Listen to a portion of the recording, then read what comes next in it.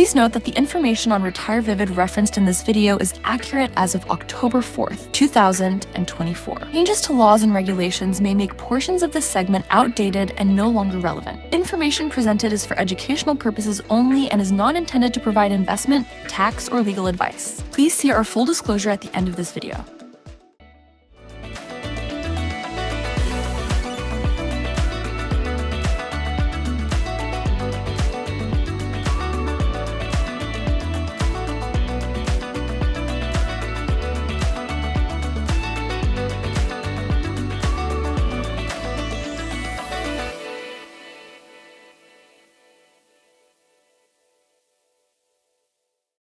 Welcome to Retire Vivid. I'm Karen McCarty. That's Tommy Breitbach. And today's episode is helping you get to retirement.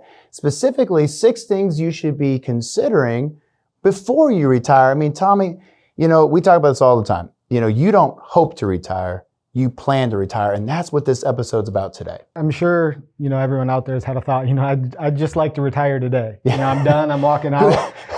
Who doesn't think that, right? That's not the retirement we're talking about today. Right. This is the one where you're looking at a date, you have something in mind, and steps you can take prior to that to get you ready. And in order to get you to that point, the first thing is you have to create a retirement plan. You got to have a blueprint, right? You got to know where you're going. But here's the thing though, Tommy, even as we are building those blueprints for clients, I think it's such an emotional piece for soon to be retirees, because I think they're just so used to that paycheck. Right. It's you're thinking about that income stopping.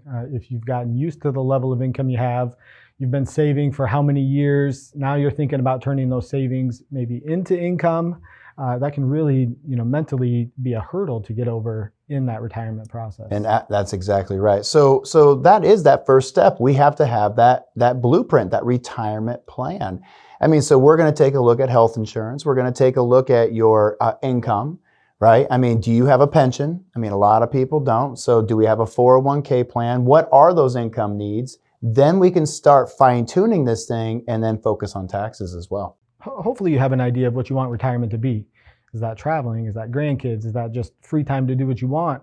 But you have to take into, the financial considerations, the resources, the income you mentioned, health insurance, all those pieces, and put it all together. One thing we like to point out here is there's a Charles Schwab survey on people who have done that planning step. And so for those that do have a written plan that they feel good about, they're far more likely to feel confident about reaching their financial goals.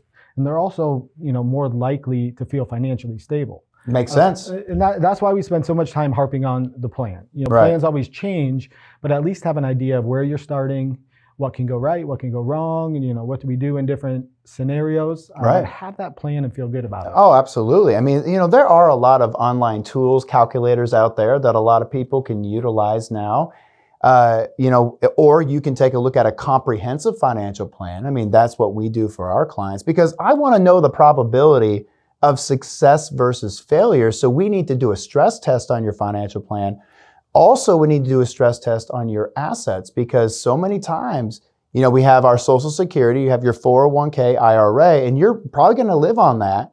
And one of the number one fears of retirees is running out of money. Figuring out where you stand. Right.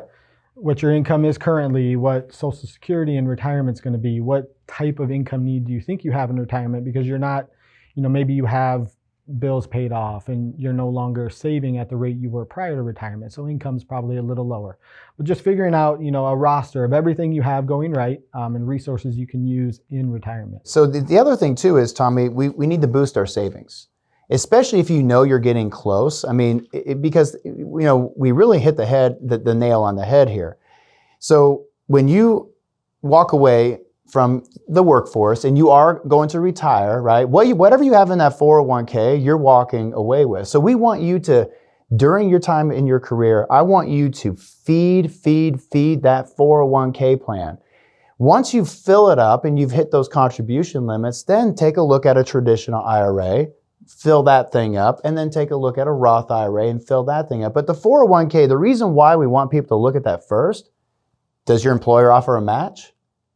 That's free money. It's free money coming to you, and it's, it kind of regardless of income level, and that it has a higher contribution amount in your 401k compared to an IRA. Right. You also have a catch-up contribution as you're depending on age, but as you're nearing retirement, typically people are eligible for that catch-up contribution. And then that employer match. I mean, it's a 100% return on that match money. It's a big benefit. It certainly is, because once again, I mean, throughout all these years, you've been feeding that 401k plan, and now let's just take a look at that. We need to now live on it.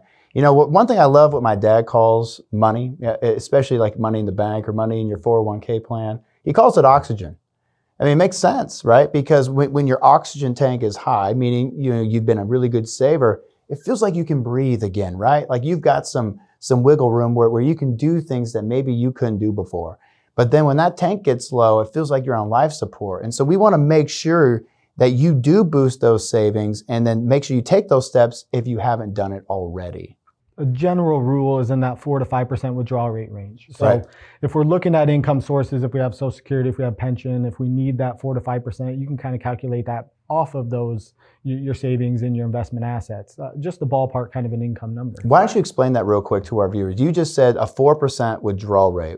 Yeah, so if you're sitting there and you have your Social Security benefit and you think you need, another $40,000 on top of Social Security benefit for what you want to do in retirement, on a $1 million traditional IRA, 401k, 4% withdrawal rate is going to get you that $40,000. Gross. And it's typically a number. It's typically a number they find, kind of to be sustainable.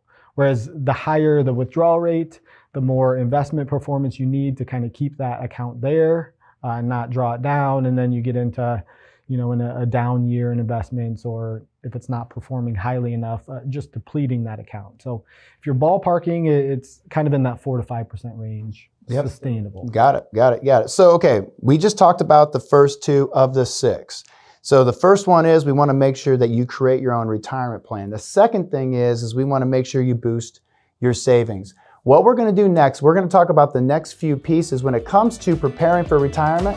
Make sure you stay with us right after the break.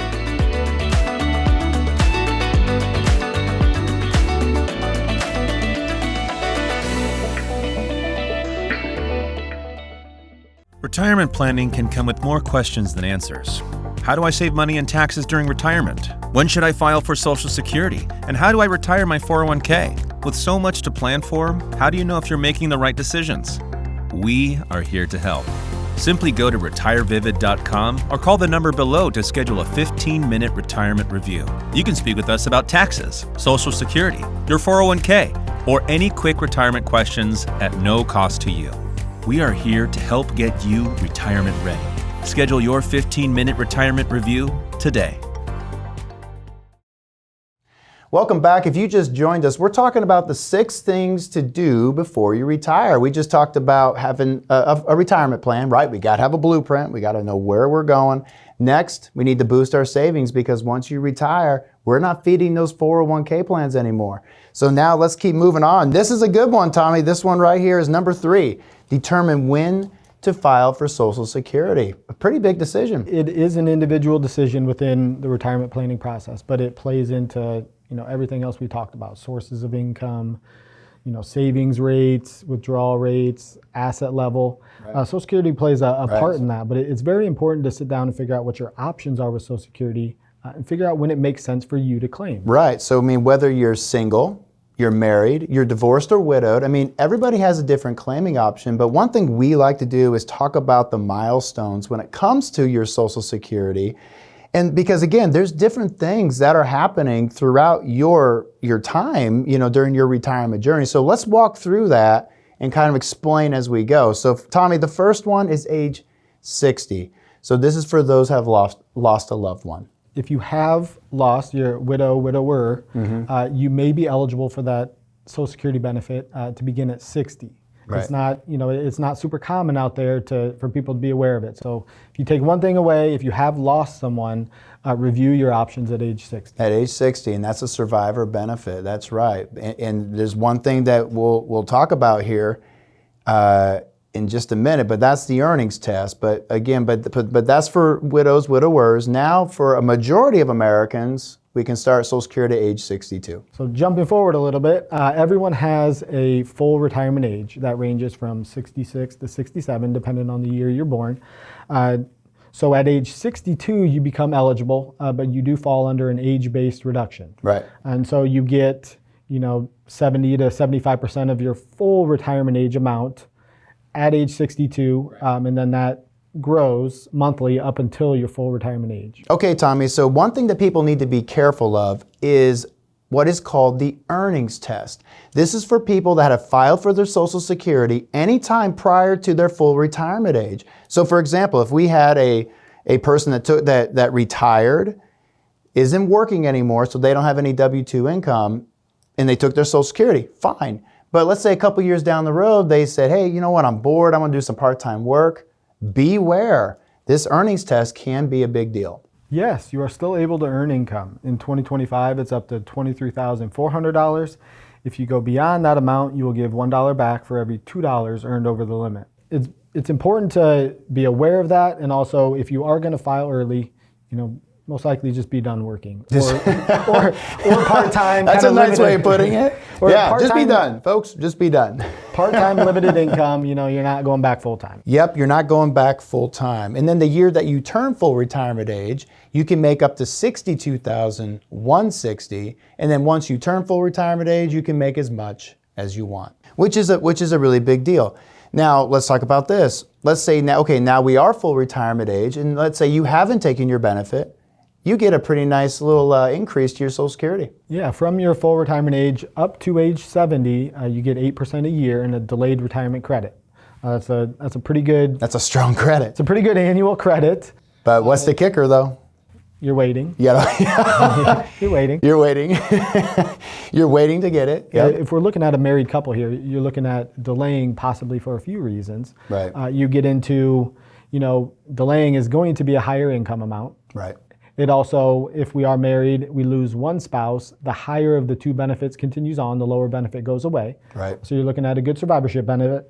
And then you're also looking at just the amount of Social Security relative to your annual income need. Right. I mean, if it's a higher percent, that's a less withdrawal you need off of your assets. Right, taking stress off of your 401k plan. Less stress on your assets. Right. And kind of giving you more flexibility there to determine when you're taking withdrawals versus, needing that monthly amount for income. Absolutely. And then again, it stops growing at 70. So if we ever bump into people that, if we ever bumped into somebody that has not taken their Social Security and you're 70, guess what we're going to do, Tommy? Uber Cam. Uber Cam. We're taking you to the Social Security Administration ourselves because you're just missing out on benefits. Well, we did talk about all of that except for one pretty big important age here. Right, and it, that age 65, it kind of tends to limit people's retirement, until age 65 when we're looking at being Medicare eligible, getting those getting that healthcare coverage. Right. I mean, we all need health insurance, and to be honest with you, that really should be tip number one, because I'm not moving an inch until we have health insurance, and that's another episode we did in terms of can you afford to retire early. Okay, that's just number 3. Let's move on to number 4, which is now considering using tax smart strategies. Instead of considering, I really think people should actually utilize some things like this because, again, Tommy, I don't mind paying taxes. I just don't want to pay any more than I have to. And I think a lot of people can attest to that. So it really comes down to when are taxes on sale for you? Right, it's just evaluating kind of the trajectory of where income's going. If, a lot of times we see income, you may be in a higher, or I guess wages, maybe in a higher income level. Sure. Somewhere in that range between retirement and we'll getting into the required minimum distribution age, you may not be taking as much out of your traditional IRA assets or traditional 401k assets as they say you're going to have to at RMD age. And then once RMDs kick in, if we're evaluating, we're going back to the same tax bracket we're in. So really what we're looking at is, are you in a lower bracket, the middle bracket, higher bracket? So just to kind of summarize this, and again, this is such a great article that we have here from Charles Schwab. If you are in a lower tax bracket, you should consider maxing out your Roth IRA. I mean, it makes sense. In the Roth portion, you're paying taxes now, so the money that goes in there is showing as taxable now. Grows tax-free, comes out tax-free, passes on tax-free. Beautiful.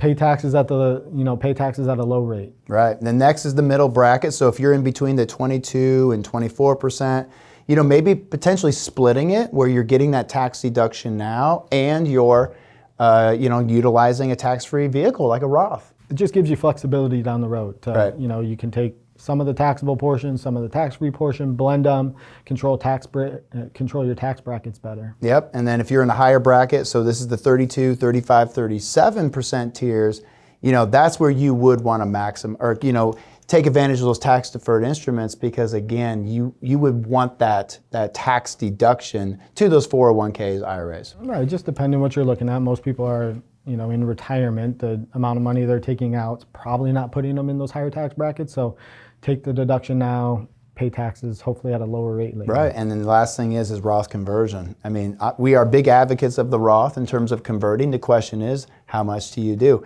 I mean, this is also why we do that 15-minute retirement review. I mean, this is where people have the opportunity to ask us those questions about their own retirement, their Social Security, taxes. I mean, what makes sense for you? Because again, this is just a blanket across the board into when it comes to retirement, but we do encourage people to take advantage of that.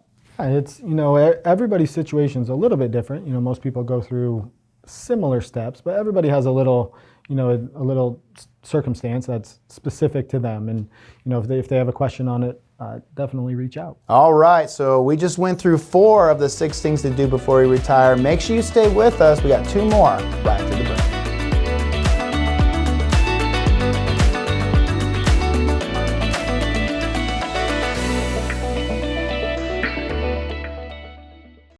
Make a lot of mistakes when it comes to saving for retirement. Many Americans are battling high inflation costs. Can money really buy happiness? As always, our guru is Cameron McCarty, president of Vivid Tax and Wealth Advisors.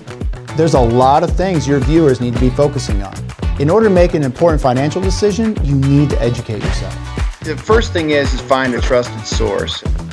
Cameron, thanks for the advice. As always, great to see you this afternoon. Yeah, thank you.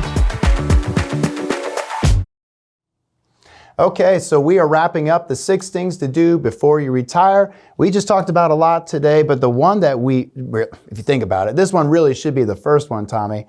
We got to have a healthcare plan.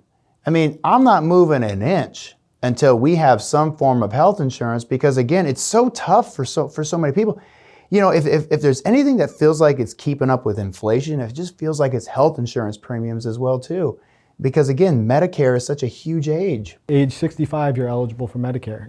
If you're looking at retiring prior to that age, you have options in the private market. There's marketplace plans out there. I mean, I'm not going to get too deep into this as well too, but there is, if you have a high deductible plan where you can take monies from an IRA and do a transfer over to an HSA and pay no tax. Again, I'm not going to get too deep into that, but we are big fans of the HSA because if you think about it, I mean, there's always going to be something that comes up when it comes to our health and insurance, prescriptions, you name it.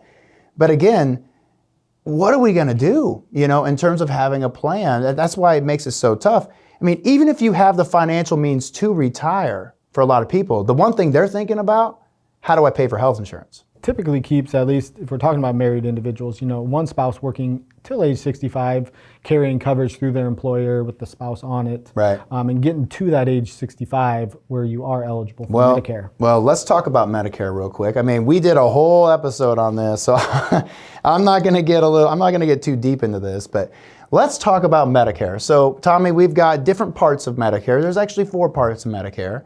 The first one is Part A, and the second one is Part B. Right, Part A being your hospital insurance, no cost associated with that. Right, for most people. For most people, right. Correct. Part B is the medical insurance, the doctor visits, those type of things. That is where you are eligible at age 65, but have the option to defer if you maintain creditable coverage. Basically, you're working beyond that date and have coverage through your current employment. Right. I'm glad you said that. One thing he just said is credible coverage. That's a word that Medicare likes to use because there's so much, talk when it comes to Medicare. A lot of water cooler talk, meaning, hey, if you turn 65, you better sign up for Part A at least. Well, beware. You mentioned an HSA. If you sign up so let's just say you're still on your health insurance plan through work, okay? You're covered, you have credible coverage, so Medicare is good with that. But if you sign up for Part A, all contributions must stop. Right, and there's some timing instances in there. They can take it back up to 6 months where you're eligible for Part A. So review the HSA and possible Part A dates and look at those contributions, stop them. Absolutely. So, okay, so that's Part A, that's our hospital insurance. Part B is our major medical, and that comes with a premium. They call it a standard premium. There is a premium associated with that, and then it is means tested. So what does that mean? It is IRMA, Income Related Monthly Adjustment Amount. That's a mouthful. Yeah, so around a little bit over the $200,000 income level, you're looking at paying more per month. They bracket it beyond that. Sure. But you start with the standard premium, and then at income levels, you pay more for the Part B, and they also look 2 years in the past. Great point. So your current year Medicare premium is based on income from 2 years ago. Yep. Just so you're aware of that. And then you get an IRMA letter, because a lot of people, now what could also impact IRMA is if you do Roth conversions. Right. Beware. It's any income, any source of income that's showing up on your tax return can push that over those IRMA levels. Absolutely. So they call this, folks, and when it comes to this, they call it original Medicare, because back in the day, that's all there was. It was just Part A and Part B, but it's changed throughout the years. So they call it original Medicare, but that's not enough. We got some gaps we got to fill. So now, once you have your Part A and B card and you have your Medicare number, you have to choose a plan, right? And to cover those gaps. The first one is a Medigap plan, or what people know it as is a Medicare supplement. Or you can choose Medicare Part C, which is Medicare Advantage. And Tommy, as you know, people can be very passionate when it comes to this. People can hold some strong opinions on which is the right route. There's no blanket best plan for everybody. Right. Sit down with somebody who can review a number of different offerings, figure out your doctors, your prescriptions, all those things, figure out what's best for you. So again, folks, just take a look at it, and remember, Medicare is individual insurance. So that's a whole nother episode, a whole nother conversation. But the last one is make sure we start looking at, your sources of retirement income. We really dialed into that, in terms of with your IRAs, if you have a pension, do you have brokerage accounts? Again, everybody has an income need, Tommy. The question is what lever do you pull to get there? But also, how do you get there in the most tax-efficient way possible? Right, and there's, if we're talking about income, we also have to talk about expenses. Right. We're talking about planning for retirement. So if you pay extra to the house, or maybe get rid of some debts prior to retirement, kind of streamline the budget, put yourself in a better position. And not only that, but it's working with a team. I'm a big advocate of that. I mean, because so many times, where people, they go to a CPA, a whole different office, mind you, and they just help you with your taxes, and that's really about it. You pay them your fee or whatever it is, and then you leave. And then you go to your financial advisor's office. They help you with your investment plan, your retirement plan, you name it, and then you leave, and then you go to your attorney. A whole nother different office. The question is, are these professionals talking to each other? I mean, Tommy, most of the time, the answer is no, and that's one thing that we do here. Through this episode, we've talked about your investment accounts, Social Security, taxes. We didn't mention estate planning, but that's kind of another episode. That's another episode. That's your voice when you're no longer here. But that's right. It's all of these are somewhat individual decisions, but they all work together, and that's why we're big proponents of having the plan, kind of the holistic planning, putting all those pieces together into one nice little bundle. Right, and let's not forget about taxes, and also when it comes to working with a team. So, okay, so that is the 6 things to do before you retire. I hope you all learned something today. I mean, our goal with this show is to help you, guide you, give you the tools that you need to help you during your own retirement journey. We'll catch you next time right here on Retire Vivid.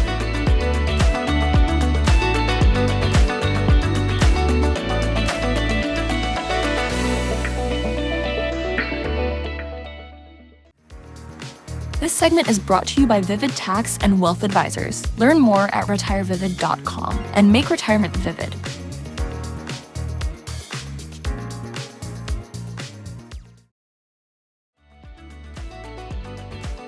Cameron McCarty and Tommy Breitbach are investment advisor representatives of Vivid Wealth Management.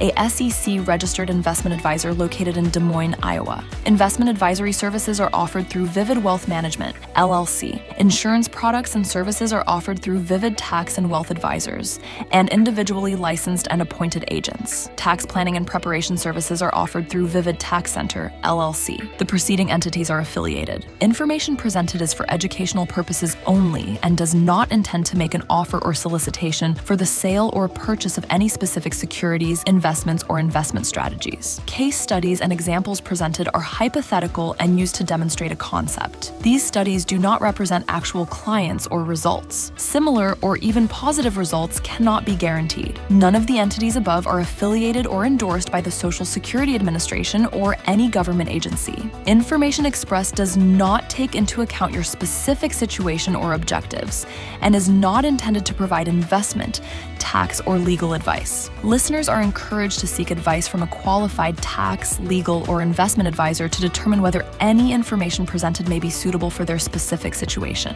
Past performance is not indicative of future performance. Investments involve risk and, unless otherwise stated, are not guaranteed.